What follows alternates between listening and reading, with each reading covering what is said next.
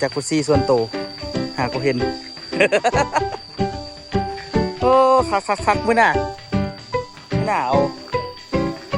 คือสิเป็นซอยเบิดละตัวยาวคือสิบ่มีดอกบ่คั่น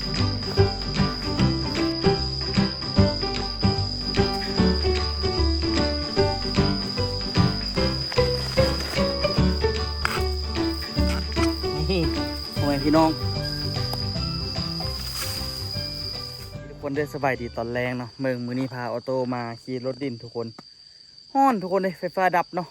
ไปใส่กับบ่ได้เฮ็ดหยังกับบ่ได้ตัวฝากกระเป๋าห้านให้โอคัมไปเก็บผักเก็บหญ้ามาเมื่อกี้นี่เนาะแล้วก็มีโอกาสมาย่างลิ้นทุกคนอยู่นี่มันก็คือว่าอากาศเย็นดีแล้เนาะเบิ่งนั่นเขาเจ้าเกี่ยมเฮ็ดขนาดข้อไก่พิลึกพิโลขนาดฝนสิตกนะทุกคนเนาะผู้ท่านบ่เอาวันนี้ดอกเนาะตอนนี้นี่มาเลาะอยู่ดินจัดสรรเนาะมาขี่รถเลาะแล้วก็ชมบรรยากาศไปซะแล้วเนาะเบิ่งดินเฮาก็ยังบ่ได้ขายนะทุกคนมื้อนั้นก็ว่ามีคนสิมาเอาละแล้วก็พลิกล็อกว่าเดือน6สิมาเนาะก็ตอนนี้นี่ก็เป็นท้ายเดือน5ละบ่ฮู้ว่าเดือน6นี่เพิ่นสิว่าจังได๋ครับนำมาเอาก็ดีคันเอาบ่เอาก็คือสิได้เฮ็ดเอกสารมาแหละทุกคนปึ๊บนี่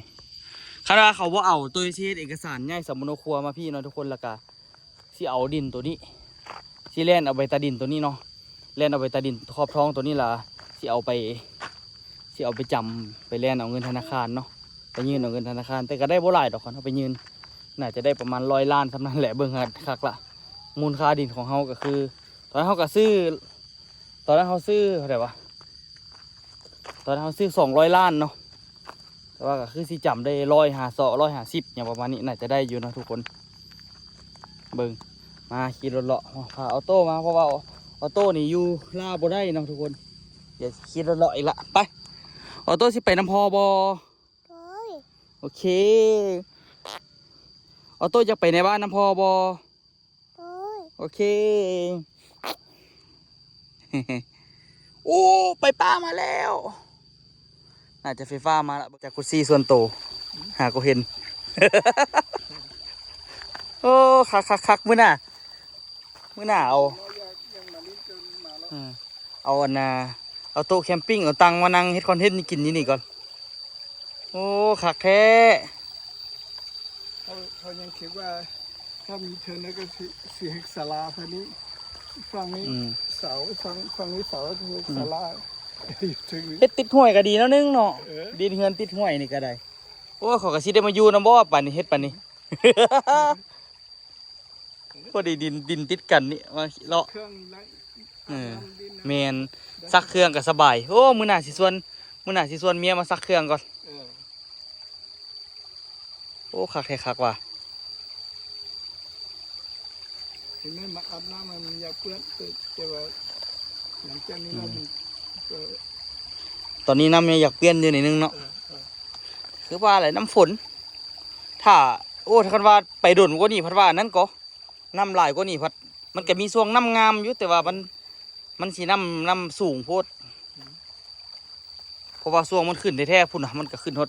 พุ่นที่บอกกันบอกจะดีครับมันก็น่าจะประมาณนี้แหละเนาะเดี๋ยวนี้เบิกหลายปันแล้วเขาชี้ให้มันต่ำลงนั้นก็ไหลลงโดยตะกี้มันน้ำสูงเพราะว่าพื้นที่มันสูงมีงบเลยเฮ็ดอย่างก็คือเลยเนาะคันมีงบเนาะเฮ็ดศาลาอยู่นี่ก็พอดีคักเลยเนาะมันบ่มีหมู่ห้องคาราโอเกะคืออยู่พุ่นตีอยู่พุ่นเราไปซุ่มไปปาร์ตี้กันเนาะอยู่พี่มันล่ะได้ปาร์ตี้กินนะเฮ็ดของกินกับเมียกับลูกคนแหละ โอ้พอดีครับบ่ฮู้ว่าเพิ่นมาจกอันที่ท่วงว่าน้ำห้วยแม่นน้ำห้วยต่อทอพุ่นเขาเบิ่งอันนี้ปลาที่ถูกเพิ่นจกพิลึกไปโอ้ยอยากให้น้ำมันมีนั่นนี่ตลอดเลยเนาะคันมีนั่นนี่ตลอดพอดีเลี้ยงปลาเนาะตลอดเลยดีคันว่านะเรื่องปลาก็เป็นธรรมดาแต่ยำได้ฮ้อนก็มาอาบน้ำอยู่นี่หน่อยคันว่ามันมีน้ำตลอดเอาปลาคาบมาปล่อยเนาะมันบ่หนีก็ปลาดันบ่หนีใครไม่ได้กินข้าวปลาเลยเห็นบอลตลอดอยู่ปลาธรรมชาติปลาน้ำห้วยมันมีอยู่แล้วโอ้ตัวหินกัดนี่คือนั่นใส่2 ฝั่ง เฮ็ดหยัง ก็มันสองฝั่งให้บ่ให้ บ่ให้ดินสุดก็บ่ยากดอกบางหินบักหลายอยู่นี่ หินอะไร เฮ็ดคือเขาละ เป็นเซ็กที่หินนะ ไป บ่ได้ คนน่ะไก่เพิ่นก็มาเลาะกินอยู่นี่บ่เลี้ยงหมูอ่ะ ยังสิเลี้ยงอยู่แต่ว่าบ่แล้ว เลี้ยงหลายอันก็เป็นเมื่อยเฮาก็ บ่เลี้ยงหลายครับเลี้ยงเต็ม พอได้เฮ็ดที่เฮ็ดคลองเนาะอยู่หุ้นเขาเจ้าก็เฮ็ดที่เฮ็ดคลองอยู่อ่ะยังเฮ็ดอยู่อ่ะยังเป็นศาสนาพี่อยู่นะอยู่หุ้นก็ได้เนาะ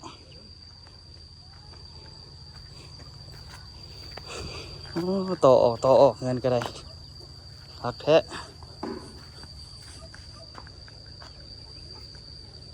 อันนี้เฮ็ดโคราชหลังคาเลยเฮ็ดหลังคาจุกันเลยจุเลยเนาะโอ้คักเนาะมีอ่างจุกซี่นี่เนาะหาก็เห็นเว้ย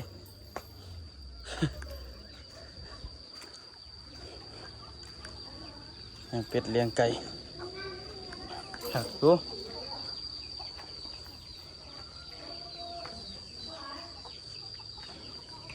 เอารถมาจอดนี่ตีวันนี้อันนี้นี่ที่ต่อหลังคาลัดมานี่เห็นบ่เฮ็ดก็ดีแล้วมันจะห่มเฮือนฝากนี่พอดีฝากนี่สำคัญอยู่เพราะว่าแดดมันตะเวนตกทางนี้เด้คันเฮ็ดตัวนี้นี่แล้วมันห่มเลยเย็นเลย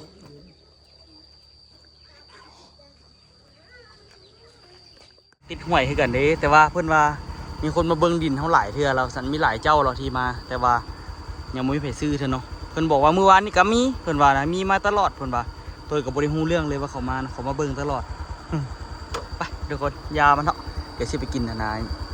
มาละถางเนาะทุกคนนี่ทุกคนพอดีแม่จันมาเคลียร์อันนี้เรียบร้อยหมดละตัวบ่ได้เคลียร์ซ้ำคนบาดเดียวจบเลยเนาะเศร้าเดียวเรียบร้อยหมดเลยเหลือพวกใบพวกยังดีแท้กวดๆแล้วนั่นนี่แต่ไงว่าเป็นยังดอกใบมันซื่อๆไม่มีปัญหาอย่างดอกเนาะโซซิเคลียร์แล้วจุดแห้งๆแค่แหละบักคักพุ่นน่ะจุดตอนเศร้าๆมีจันจุดแต่เศร้าเนาะมื้อนี้ตัวว่าสิมาเคลียร์ต้นไผ่อันนั้นเนาะเพราะว่าใกล้ละใกล้สิได้ปลูกอย่างแล้วทุกคนตัวสิเคลียร์ไปเลยแล้วก็เฮ็ดอันน่ะ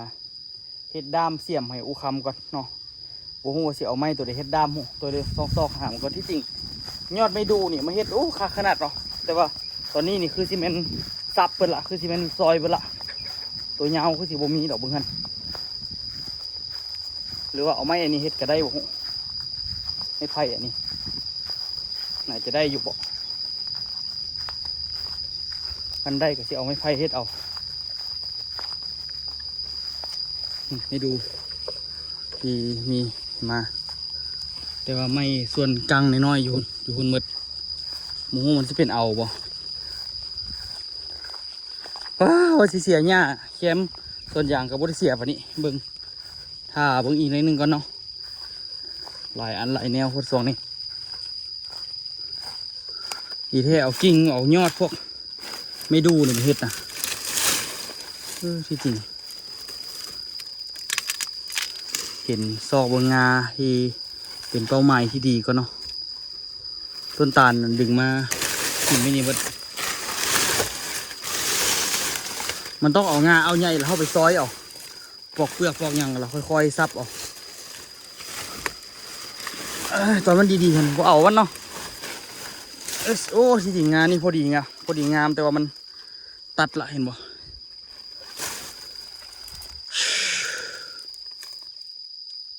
คือสิบ่มีตัวใดมันสมบูรณ์นั่นแหละเพราะว่าตัดไปละเมื่อหน้าสิได้มาจูดมันเนาะอันนี้ก็ได้จูดมันนี่แหละไว้เป็นเศษอยู่นี่พออยู่นี่สิได้ปลูกอย่างต้นหนึ่งมีต้นหนึ่งได้คุมนี่แหละอย่างต้นหนึ่งเนาะแล้วก็อยู่นี่อีกต้นหนึ่งตัวขุดมาไว้ลายเติบละมึงนอตัวนี้ออกแค่ออกมา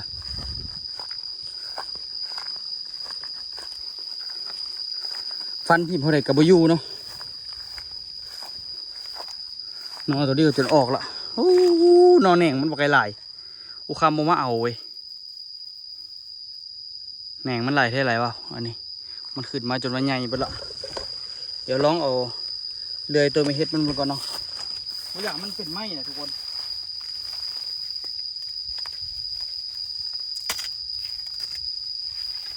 อันนี้นี่ปลายมันกินได้อยู่นี่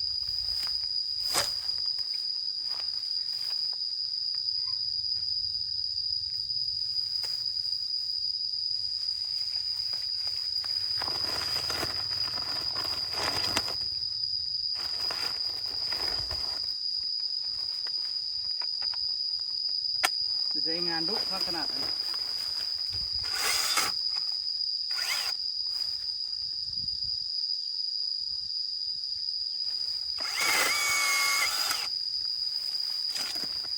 เฮ็ดบุหูสวนสิกองมานี่ซะ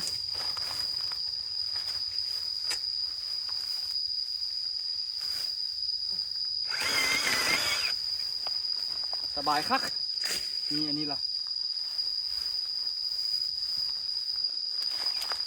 เดี๋ยวเอามีดเอาผ้าก่อนเนาะแล้วไหนด้ามมันที่ไปเอาอยู่หุ่นเนาะจนห้อนแล้วจึงมาเฮ็ดไป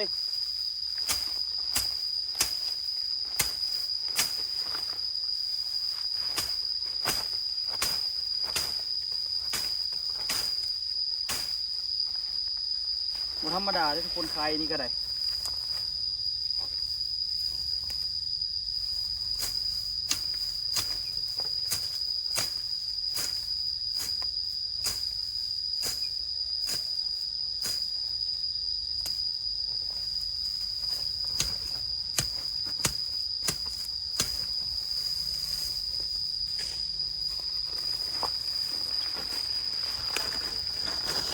มันกรีดกระเป๋านี่คักเนาะ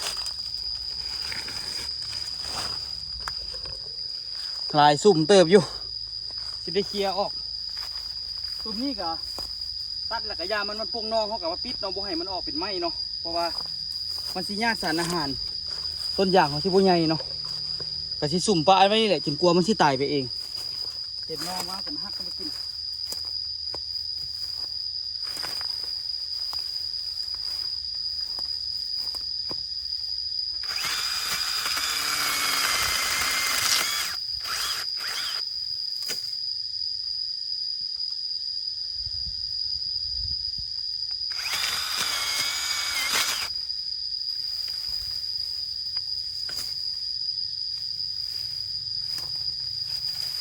ตัดต้องเป็นเบิดเลยเนาะ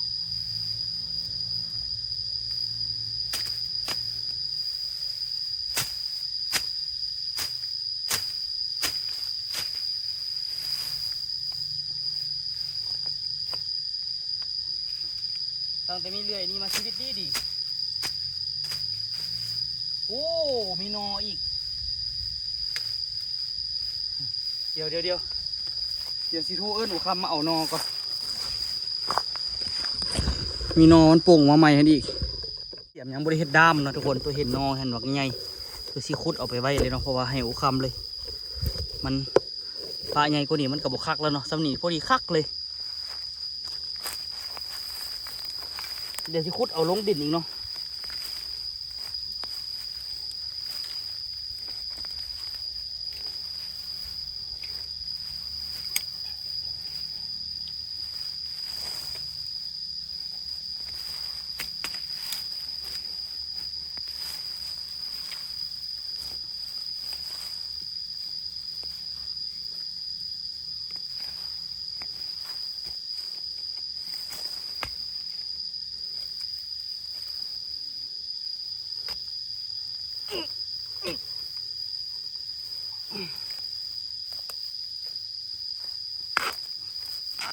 นี่พ่อแม่พี่น้องนอบักใหญ่บักคักเนาะตัวชีซับไปได้แล้วก็ซีเอาไว้นี่เนาะนี่ตัวแห้งกินนอเดียวนี่ก็ได้เสียมเอามากับคุ้มค่าขนาดได้ใช้งานปั๊บเลยเนาะตัวเร็วออกไว้เลยเนาะเดี๋ยวเอาเสียมออกก่อนถ้าเราเห็นอีกก็สิเอาอีกเว็บเห็ดดำไว้ก่อน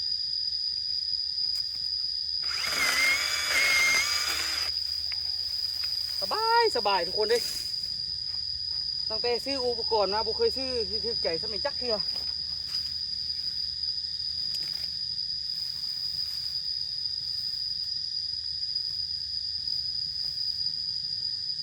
อ้าวมีดไปทิ่มเสร็จแล้วบ่ดิมีดให้เอามีดไปทิ่มเสร็จแล้วโหเสียบมันก็เว้ดีๆคนเดียวซอกบ่เห็นอีกเดี๋ยวซอกหามีดก่อนเนาะโอ้เห็นแล้วดินกบมัน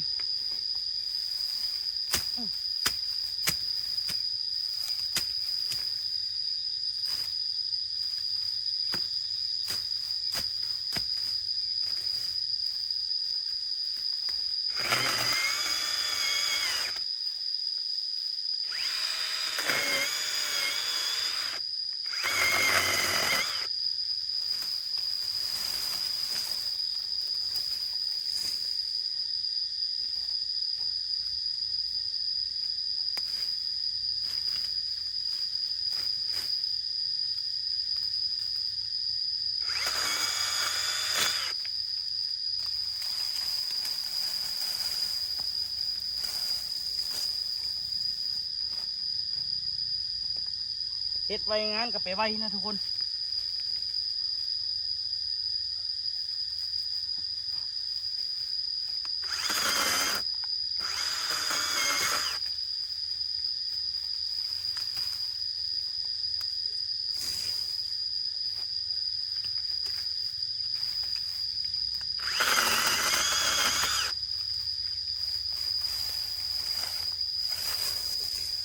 ที่เบิดละเบิดเดียว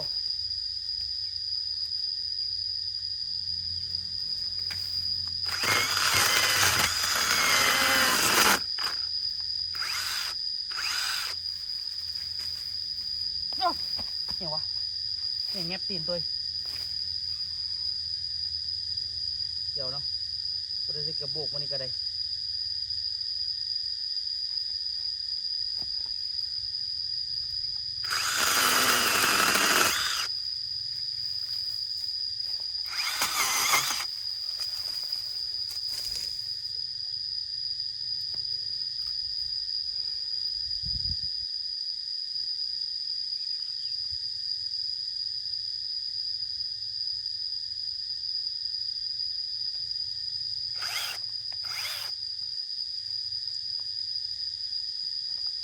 ต้องได้หาทางไปตัดตัวข้างในฮะ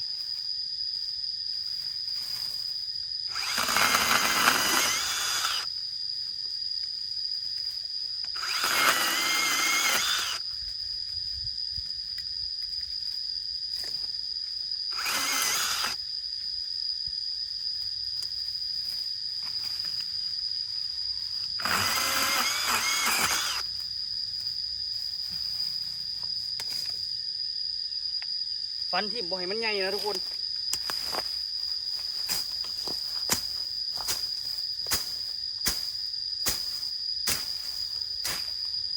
จะเอาไว้ได้กินแต่นอมันซื่อ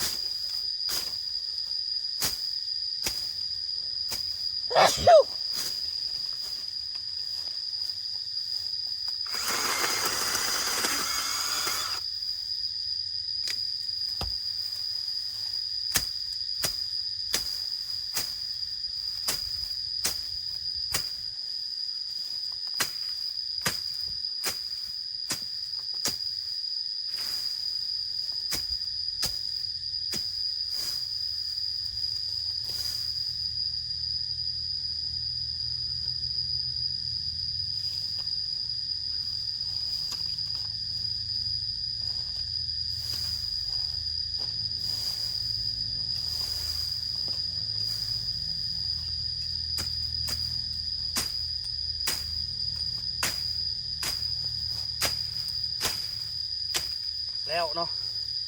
เรียกหนึ่งโอ้เรียกไวขนาดไหนไวเทไววะเห็นเนาะเหลือแต่ต่อเดี๋ยวสิไปเอาสูบนั้นลงมาเนี่ยสูบนี่นะทุกคนขึ้นไวเทไววะไวแบบว่าเอ้าขึ้นมาห้องนี้ได้จังไดสินะ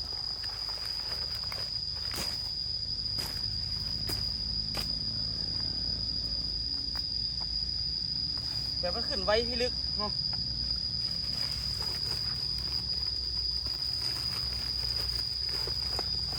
เคยตัดเท่านึงแล้วก็ตัดจนเบิดเลยไม่ใช่ว่าจงมันกินนอบ่เอาไม้เนาะไม้เฮาน่ะมันมีหลายทุกคนก่อนนั่นน่ะไม้เฮาน่ะมันมีหลายมันบ่คืออันนี้เนาะบนทางกล้องเห็นบ่โอ้แต่ว่ามีนอออกเว้ยนอออกหลายเติบอยู่ว้าถูนอออกไปหลายเบิ่งทุกคนเบิ่งนอออกกินพูนกินพีนเต็มพูนอ่ะอุ้ยเดี๋ยวสิฟันเนาะทุกคน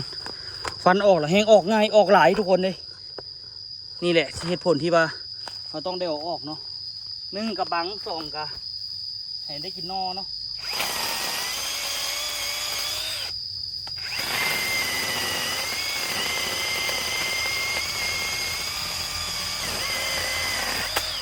ไม่ตัวนี้นี่มันใช้งานได้หลายอย่างเนาะอันนี้ก็คือนอหนึ่งทีมันออกมาสิกินนอตัวนี้แหละกินนอแหน่งมันเนาะโอ้โหจะมีนอใหญ่บ่นี่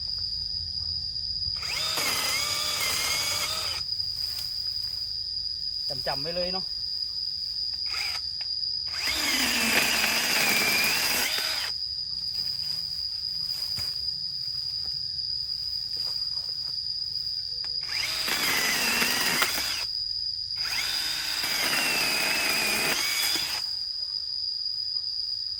เดี๋ยวสิทยอยเอาออกก่อนบุ้งว่าที่ได้เอามันไปเผาบนใดแถวนี้มันก็ใกล้ต้นมะนาวเนาะโอ้ไปเฮ็ดเริ่มเฮ็ดจากฝั่งนั้นเอาซะเนาะฝั่งนั้นหามันบ่มีหม่องมันนั้นมันบ่มีต้นอันใดต้นมะนาวก็ตายละฝั่งนี้สิได้ตัดต้นล่ะสิเอาลงมาใส่เท่าหน่อยเนาะบ่ให้มันลดเป็นฟุ่มบัดเดียวอันตรายเนาะเดี๋ยวตัวที่เข้าไปในเด้อมีดเดี๋ยวไว้น้ำหลังเนาะ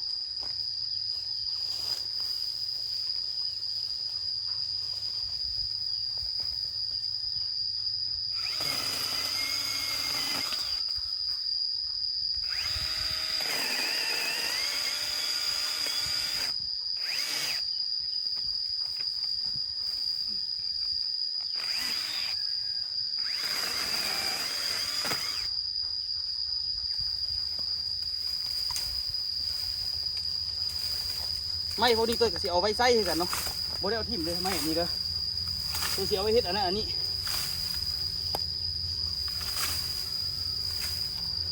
มันอยากลงยากเด้อโหยพี่น้องเด้อมันเป็นภูมิใหญ่แล้วมันอยากลงยากเนาะยากก็ต้องได้ใส่เฮง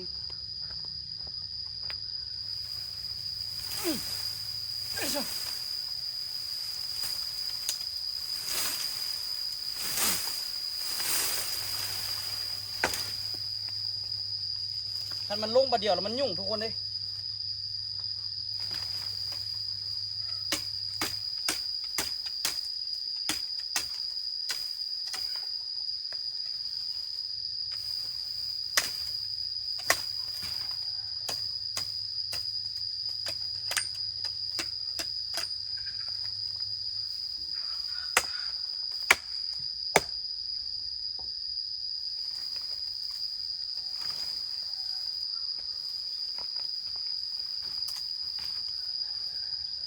เกี่ยวไปจูดมองพี่เลยขนไปเลยมันประกอบไว้แต่เดี๋ยวนี้นี่ยุ่งต่อไปเนาะถ้าเดี๋ยวตัวเชี่ยวไปใส่อยู่หุ่นหรอซะใส่แล้วก็ทิ่มไปหั่นเลยเนาะได้แต่ละอันก็สิลากไปใส่อยู่หั่นเนาะ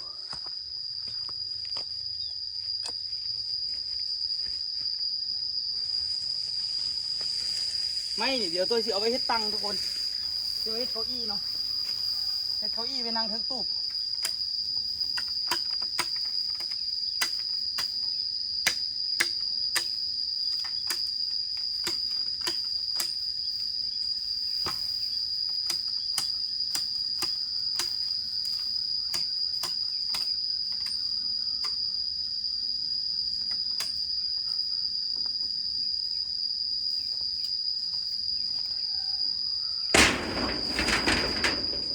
ที่จริงมันมีสุดไม้สร้างไผ่นำทุกคน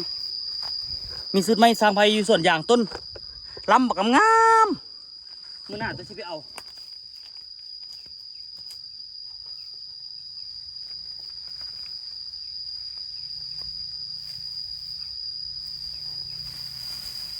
ไผ่เขามาปลูกต้นหมกต้องอยู่ในนี่งามได้งามงามบ่มันถือต้นแบบนี้คือที่เป็นหมกต้องอูคำเนาะ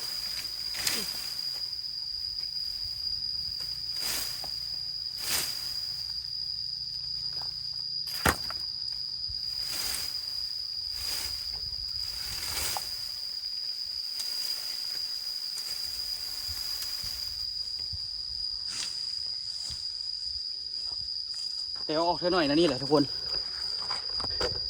ออกไหลบุเดียวมันสิยุ่งเนาะ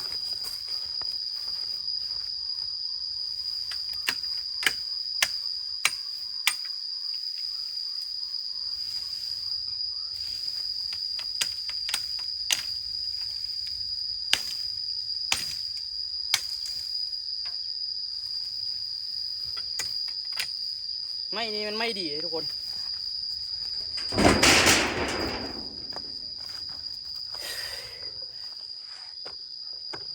แต่ก่อนก็สิเอาไว้เลยเปิดมาเดี๋ยวออกหมด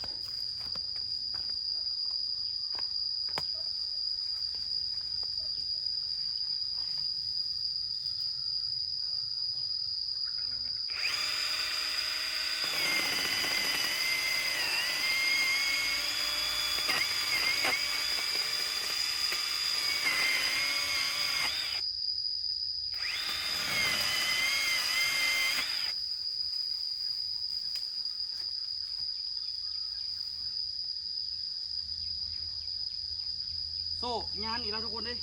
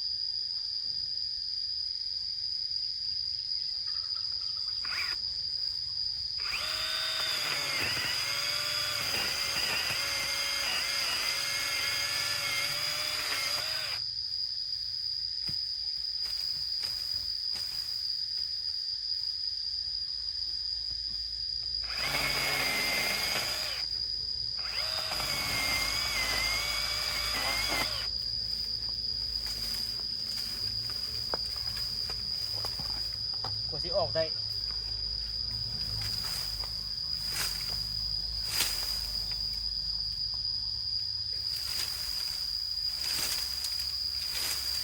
ยากเด้อไม้ลำนี่มันเป็นไม้ลำใหญ่แหละมันคัดกันอยู่ในพุ่นเนาะเอาไม้ลำน้อยออกก่อน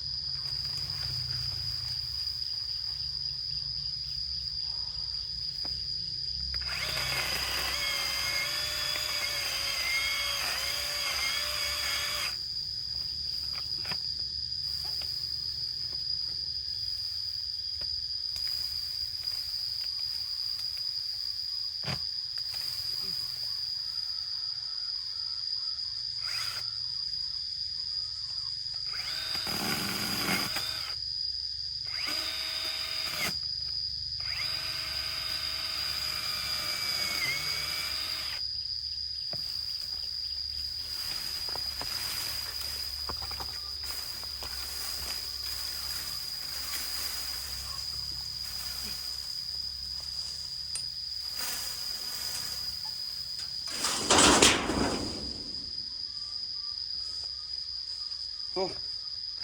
เริ่มบางแล้วทุกคนเนาะเดี๋ยวไปใส่กิ่งไม้กิ่งนั้นก่อนเต็มแล้วทุกคนยังลงประมาณมัดครึ่งหนึงบ่ตายโบยบนทิ่มแล้วทุกคนแถวนี้ก็มีแต่ต้นเมียต้นมะยองแกงอุคำละแล้วเราจักสิไปจูดสิก่อนแม่นี่แต่คันโบเฮ็ดตอนนี้นี่ต่อไปมันใช่เป็นพุ่มแห้งเอาลงยากทุกคนเลยคันโบแมนลงไปครั้งเราอย่างเดียวนะลุงที่จุงว่าจักสิจะได้หัวมันหลายโพดเนาะทุกคนจูดก็ได้ค่อยๆจูดเลยนี่จักสิได้ไปจูดอยู่ใส่หัวให้มันมืดคันโบแมนได้ลากไปทิ่มอยู่แก่พุ่น